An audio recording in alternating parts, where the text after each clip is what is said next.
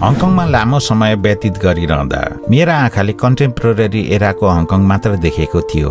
मेरा आँखाले नदेखेका ऐतिहासिक अनि भ्रमणयोग्य ठाउँहरू रिसर्च गर्दै वृत्तचित्रमा उतार्दै जाँदा आज ल्याइमुनको ब्लग बनाएको छु। आजकै दिन उषा बहिनीको जन्मदिन ओल्ड क्वारीको चौरमा मनाएका छौं। अब ल्याइमुन बारे संक्षिप्त जानकारी। फोटोग्राफर अनि भिडियोग्राफरहरूको लागि सिटीभित्र रहेको ठाउँहरू मध्ये एउटा चित्रमा उतार्न जानै पर्ने ठाउँ लाग्यो ल्याइमुन। एउटै ठाउँमा धेरै चीजहरू पाउन सकिन्छ। गाडीले उतार्ने ठाउँको आधुनिक ठुल्ठुला घरहरूले सिटी प्रतिबिम्ब गर्छ नै र आँखा अगाडि भिक्टोरिया हार्बर पारी हङकङ त देख्छौँ नै। जब माझी गाउँपट्टि आँखा लगाइन्छ यो ठाउँको नजरा नै भिन्नै छ। स्टिल हाउसेस पानीमाथि बनाइएका घरहरूले स्वागत गर्दछ। यस्ता स्टिल हाउसेस हेर्नलाई धेरै टाढो जानुपर्छ, तर नजिकै रहेको ल्याइमुनमा देख्न सक्छौँ। सीफुडको लागि पपुलर ठाउँहरू मध्ये हङकङमा यो ठाउँ पनि एक हो। बस्ती बजार हुँदै जानुपर्ने हुन्छ र धेरै जसो स्टलहरू सीफुडकै छन्। केही स्टलहरू 50 वर्षदेखि घरेलु उत्पादन गर्दै आएका नर्सहरूको परिकार अनि ब्रेडहरू सौजन्यको रूपमा बिक्रीमा राखिएको पनि देखिन्छ। यो पुरानो माझी गाउँलाई नयाँ रूप दिएका संरचनाहरू हिँड्दै गर्दा देख्ने गर्छौँ। प्रमानेट भनौँ या वाटरफ्रन्ट भनौँ या भ्यू पोइन्ट 2-4 ठाउँमा बनाइएका छन्। यी ठाउँहरूले मिश्रित भाव दिन्छ। अगाडि बढ्दै जाँदा भित्ते चित्र कोरिएको प्रशस्तै भेट्न सक्छौँ। कुनै ठाउँमा कोही फिस जस्तै देखिने तर कार्प फिसका आकृति कुदेका छन् भने कुनै ठाउँमा लाइट हाउसको चित्र त कुनै ठाउँमा पानीमाथिका टाढे घरहरू। यहाँ बनाइएका रङ्गीन भित्ते चित्रहरूले ऐतिहासिक पक्ष झल्काउँछ। यहाँ रहेको लाइट हाउस लो टाइडको बेलामा त्यहाँ गएर फोटो खिच्न पनि सकिन्छ। कुनै बेला भिक्टोरिया हार्बर हुँदै जाने जहाजहरूको रेखी गर्न मुख्य भूमिका खेल्ने लाइट हाउस पनि यो ठाउँको प्रतीक रहेछ।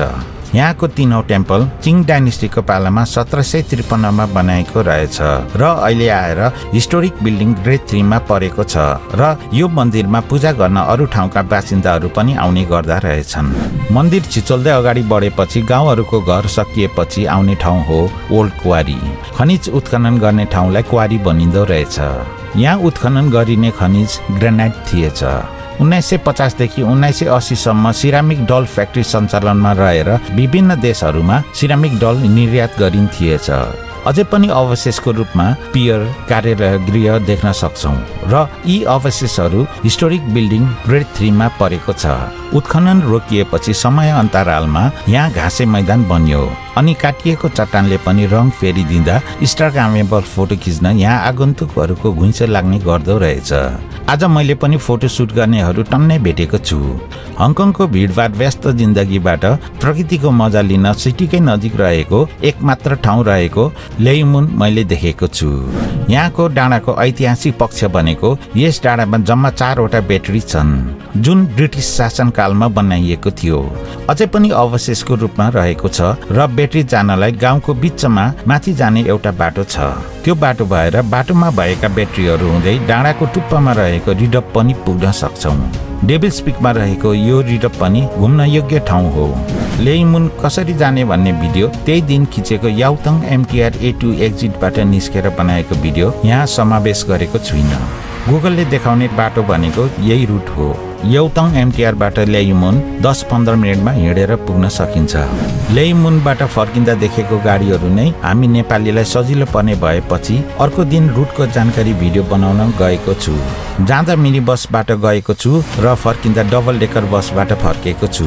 ल्याइमुन घुम्न जानको लागि हामीलाई पाएक साथै सुलभ भनेकै मिनी बस हुने रहेछ। रुटको जानकारी भिडियो अन्तमा राखिदिएको छु। अब भ्लग भिडियो प्रस्तुत गर्दछु। पार्क यसरी आए पछाडि चाहिँ हैन, अब यो ठाउँमा यो साइन छ र यो चाहिँ 3औं टेम्पल साइनलाई फलो गर्नु पर्यो। 3औं टेम्पल जानु पर्यो भने चाहिँ यो पार्कबाट निक्ले पछाडि चाहिँ अनि यो बस्ती बजार भएर जानु पर्यो। सीफुड बजार हुँदै जानुपर्छ। ल अब चाहिँ इन्ट्री भयो। ल सामकाचुन आइपुग्यो। ल यो बस्ती भएर अगाडि जानु पर्यो। यो मछली बजार हुँदै अब अगाडि बढ्नु पर्ने हुन्छ है। म आइपुगिसकेँ है। हिँडेर आइपुग्दो रहेछ त्यट कस्तो यो गुगल त नहुने रहेछ हौ 19 मिनेट देखाएको तपाईँले बसलाई सोध्दा के भन्यो ए बसलाई सोधेको मैले यसको के अरे लास्ट स्टेसन कहाँ हो भनेको त लास्ट स्टेसन छैन यो घुम्ने हो भन्यो ए यो अनि म त्यसो लाइङमुन हो सर्कुलर रहेछ यति नजिकै रहेछ त हिँडेर यहाँ पनि अब यसो फोटो भिडियो खिच्नु सक्यो यो सामकाचुनको यो पहिलो भागमा पनि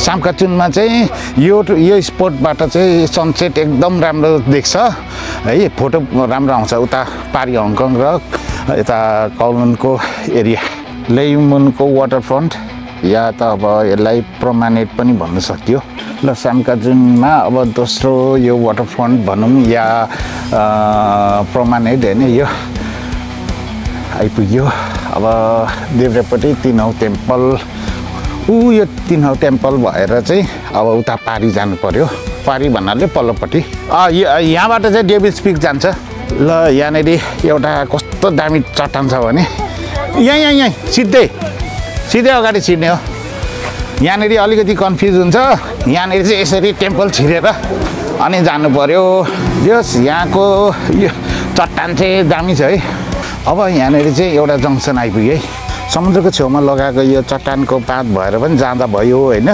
अनि यो चाहिँ घर जाने बाटो रहेछ हामी चाहिँ अब यताबाट जानु पर्यो अब यहाँबाट चाहिँ अब दाहिने लाग्नु पर्यो अलिकति माथि तल गराउने बाटो छ क्या यहाँनिर अब चाहिँ यहाँबाट चाहिँ कन्फ्युज हुँदैन खासमा चाहिँ हामी जानु खोजेको चाहिँ पुरानो ओल्ड लेयुमुन हो त्यो चाहिँ यो बाटो भएर जानु पर्यो यो अन्तिम घर हो यसको पल्लोपट्टि छ डाँडा ल यहाँनिर एउटा पुरानो संरचना आमामा सन्डे कत्रो धेरै मान्छे हो ल अब इन्ट्री भयो यो ओल्ड लेयुमुन आज निकै मान्छेको भिड छ है यहाँनिर आज के हो यहाँ यो के को भिड ए टुरिस्टहरूको भिड रहेछ आज ल आइपुग्यो ल यताबाट आएको आज सन्डे यो ओल्ड लेयुमुनमा होइन निकै चलपल छ है धेरै मान्छे छ ल अर्कोपट्टिको दृश्य है यो चाहिँ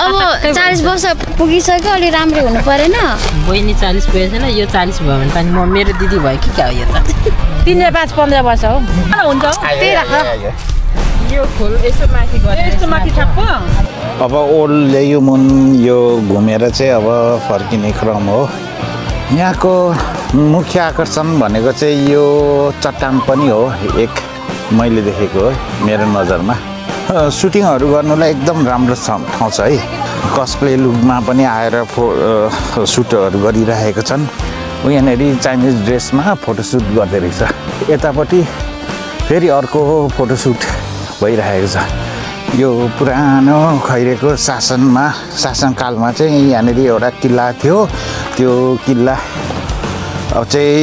अब माथि डेभिल्स पिकसम्म हो होइन जम्मा 4वटा ब्याट्री छ यहाँनिर है त्यो 4वटा ब्याट्रीमा मध्येमा चाहिँ यो चाहिँ समुद्रपट्टिको यो बन्दरगाह जस्तो चाहिँ मलाई लाग्यो है अहिले चाहिँ खण्डरको रूपमा छ यो बन्दरगाह ओल्ड लेयुमुनको यो पुरानो संरचना अहिले पुरा ध्वस्त हुँदै गइरहेको छ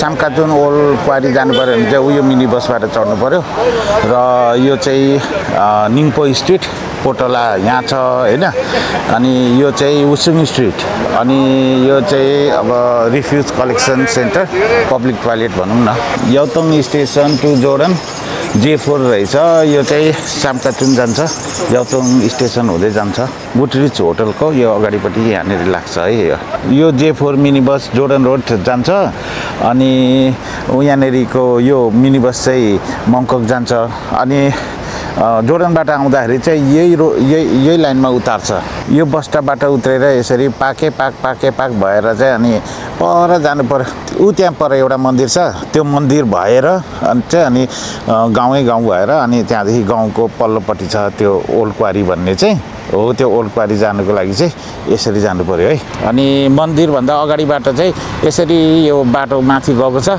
अनि ऊ यहाँ माथि एउटा रोड आउँछ है रोडबाट फेरि यता देब्रे लागेर अनि फेरि माथि जाने एउटा बाटो छ होइन हो त्यो चाहिँ विल्सन ट्रेल हो अनि विल्सन ट्रेल भएर यसरी गयो भने ऊ माथिको त्यो दुईवटा पोस्ट देखिएको चाहिँ डेभिल्स पिक हो